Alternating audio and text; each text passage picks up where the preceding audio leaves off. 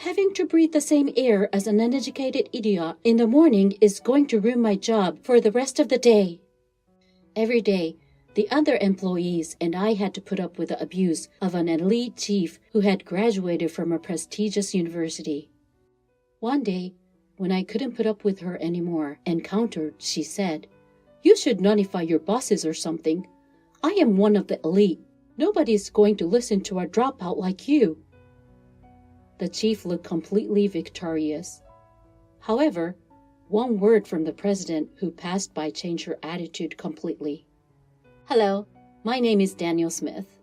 I got a job as a sales at a subsidiary of a certain company right after graduating from high school.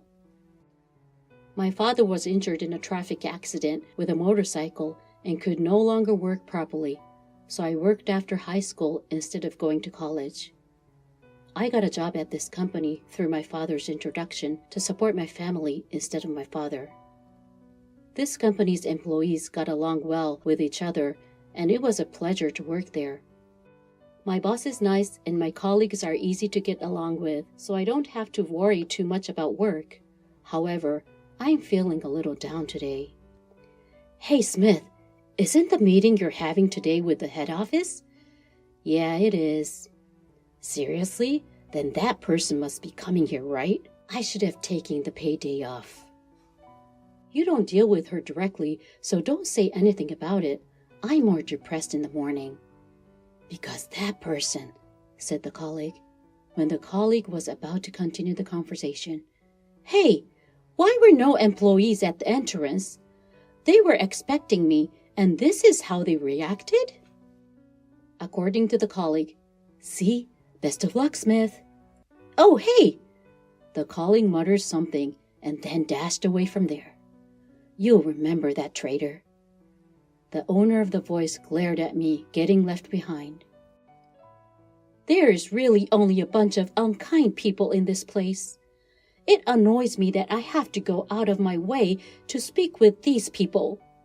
Please accept my apologies. I wasn't expecting you to arrive so early. She is the manager Jones, who travels from the headquarters on a regular basis for meetings, etc. She graduated from prestigious university, and as such, she was hired as a mid-career executive candidate. On the other hand, she was arrogant and made fun of the subsidiary's employees. "Whatever, they are all, as usual, uneducated and inept. You make even me look like an idiot. I need to get out of here as soon as possible, so please begin the meeting." "Could you please wait a little longer until one more person in charge arrives? He's already on his way." "What? You're going to keep me waiting? First and foremost, aren't you supposed to be ready to start as soon as arrive from the headquarters? You are all completely incapable."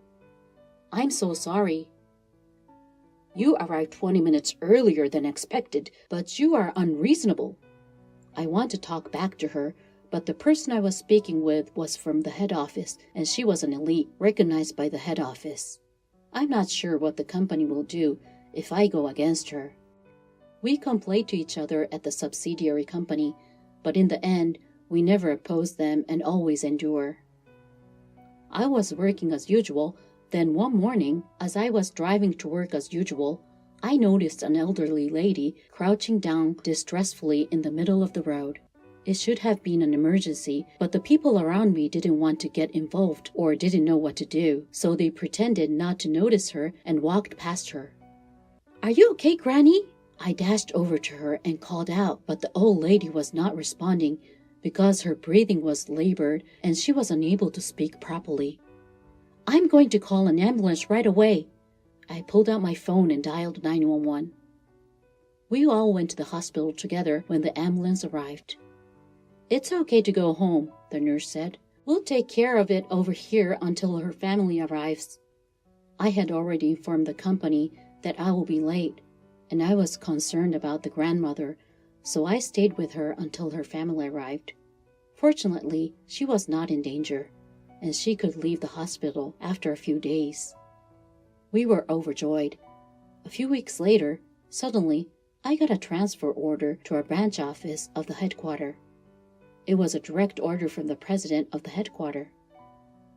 I was debating whether I should go to the main office, but my colleague said, "It's proof that your effort has been noticed. Go ahead and give it your all."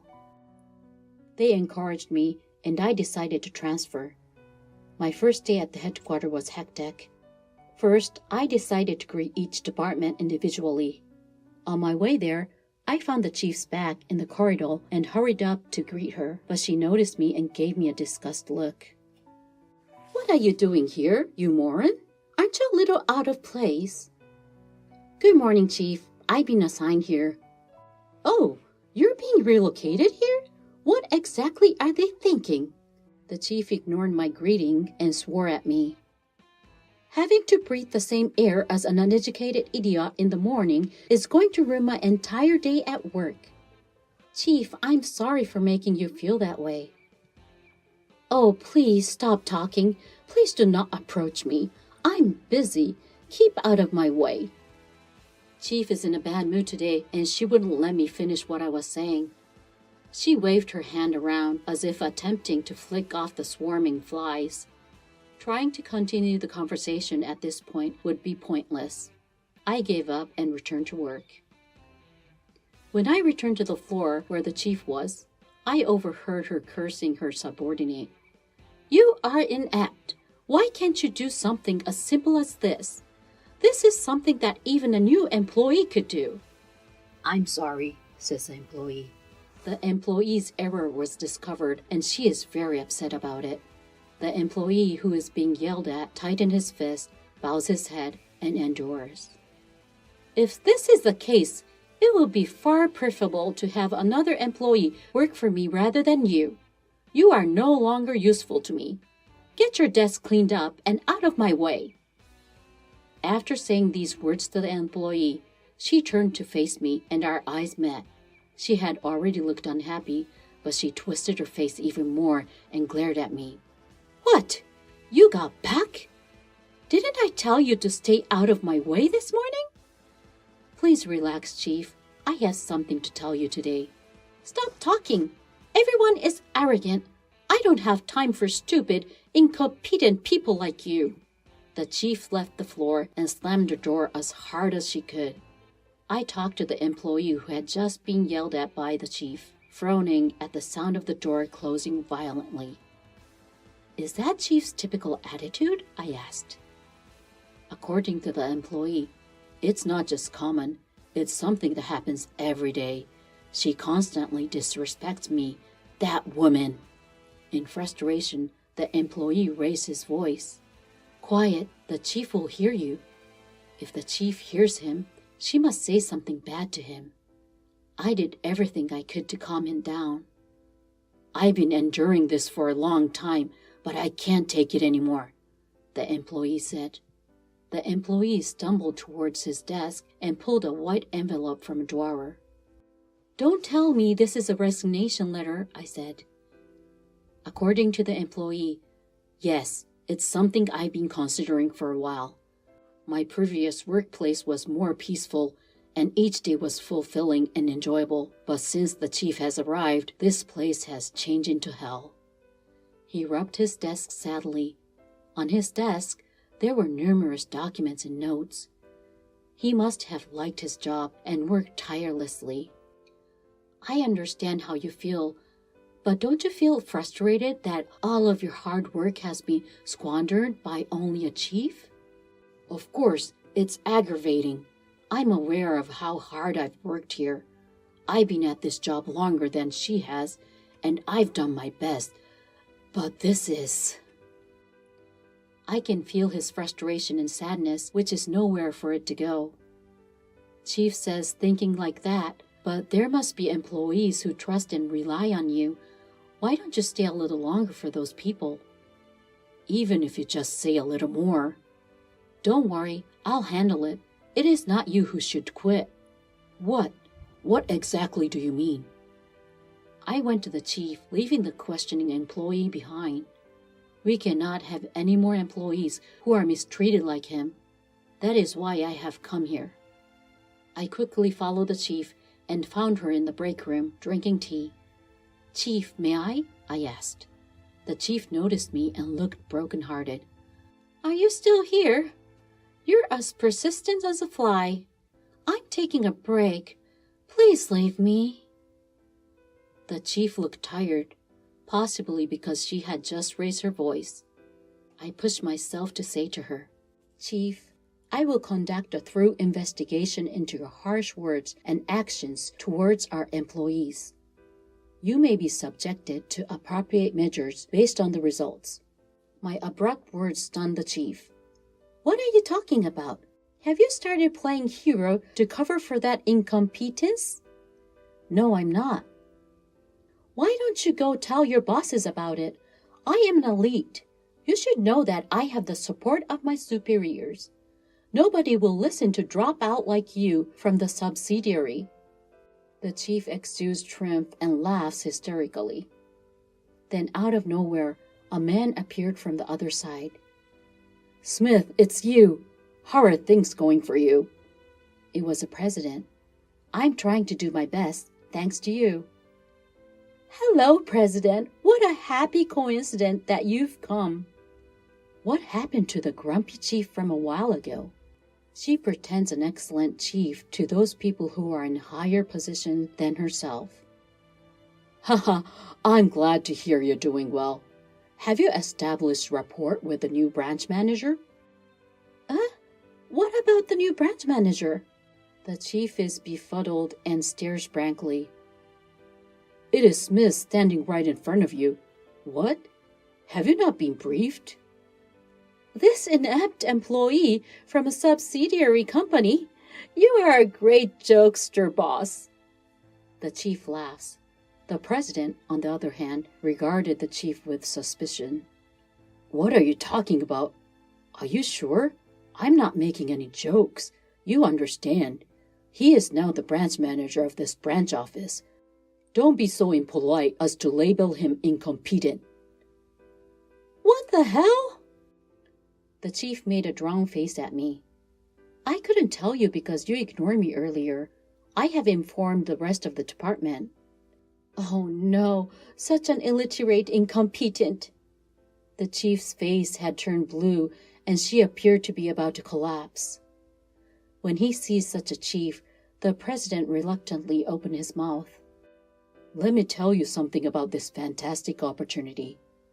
This was his father's business. He was unable to work properly after being injured in a car accident, so I took charge. Is he the former president's son? That's correct. I've been trying to convince him to relocate to the headquarters, but he's so stubborn that he didn't come. I apologize. I liked that place and I was satisfied. So what brought you here unexpectedly? Why didn't you just keep working at the subsidiary? The chief was out of her mind and forgot she was in front of the president and barked at me. The president, who had only seen the best of the chief, was unlikely to recognize this type of chief. He was taken aback while he is opening his eyes so widely. I made a strong request of him. He is my mother's lifesaver. Benefactor? What about the president's mother? Yes, the elderly lady I rescued a few weeks ago was the president's mother. When the president rushed in from the hospital entrance while I was waiting for the family, I was taken aback. I heard that he was the only one who went to see her first and called an ambulance, even though others pretended not to notice her and passed by. I didn't want him to be buried in such a subsidiary. So you personally appointed this guy as a branch manager? The president nodded and said, That's correct. I wondered if I was qualified to be the branch manager on the day I was appointed. I had been working for a subsidiary, then I was suddenly asked to lead a branch manager of the head office. Then, after hearing from the president, my father called and asked me to support the company he had built, and I made up my mind. That's why I've given him the position of branch manager going forward. Don't be disrespectful any longer and pay close attention to what Smith says. The president said sternly to the chief before leaving the room. That's the reason, Chief. I'm back in front of the chief again. You are mistreating not only your subsidiaries, but also your direct subordinates. I understand the frustration and sadness of being mocked because I am a low-educated incompetent. No. Now that I'm the branch manager and have witnessed this situation, I can't ignore it, so please be prepared. No. The chief sat down on the spot and began to weep because her elite pride severely wounded. It's no surprise. The person she had always looked down on because of less educated than her was suddenly in a higher position than she is, and she told me she was going to get rid of. Thus ended my difficult days. The next day, a detailed fact-finding investigation of the chief was conducted.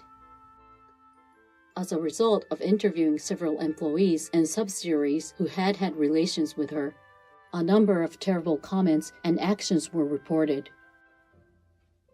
The punishment was disciplinary grounds.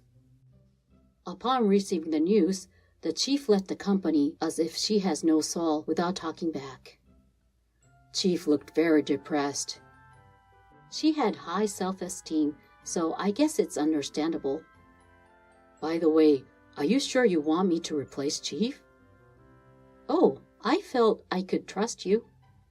The chief was fired, and in that vacant slot, he appointed him who had been yelled by her.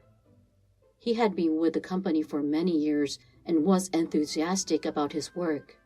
Of course, I had also checked out his past work performance, and he experienced the frustration and anger of being abused by former Chief Jones.